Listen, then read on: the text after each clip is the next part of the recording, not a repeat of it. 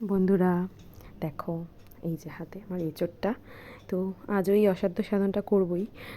এঁচোড়টা কেটে নিয়েছি। আগে খুব ভয় লাগতো এঁচোড় কাটতে, এখন আর ভয়টাই পাই না। হাতে তেল মেখে এঁচোড় কেটে নিয়েছি।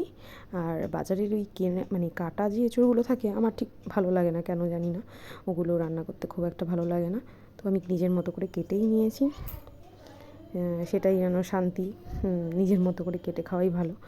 ওই এঁচোড়গুলো আমার মনে হয় না যে খুব একটা ভালো লাগে। তারপর পেঁয়াজ টেয়াজ দিয়ে এই যে আজকে করছি, কারণ কি আমি চিংড়ি মাছ দেবো। আর কার কার তোমাদের নিরামিষ এঁচোড় খেতে ভালো লাগে? আমার না কেন জানি নিরামিষ এঁচোড় খেতে একদম ভালো লাগে না। আমার একটু চিংড়ি মাছ দিয়ে এঁচোড় খেতে বেশি ভালো লাগে। তো সেই জন্যই নিজের মতো করেই করে নিচ্ছি। সব কিছু নিজের মতো করেই আর কি করি। কারণ কি আমি যেরকম রান্না করি বাড়ির লোক সেটাই পছন্দ করে খেতে। তো সেভাবেই করে নিলাম আমার মতো করেই চিংড়ি মাছ দিয়ে। খালি শাশুড়ি মা চিংড়ি মাছ খায় না, তো তার জন্য আমি ভেজে নিয়েছি। খালি চিংড়ি মাছটা দেওয়ার আগে আমি ওনার জন্য তুলে রাখবো, আর তারপর আমাদেরটা দিয়ে দেবো।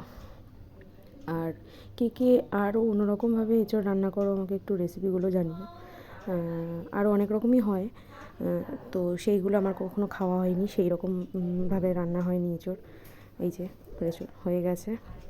তোমরা কে কীভাবে এঁচোড় খাও জানিও, সেটা আমাকে একটু রেসিপিটা জানিও, তাহলে আমি সেটাও ট্রাই করে দেখব কেমন হয়। আর এই যে আমার এঁচোড় রেডি, কেমন হয়েছে জানিও। টাটা।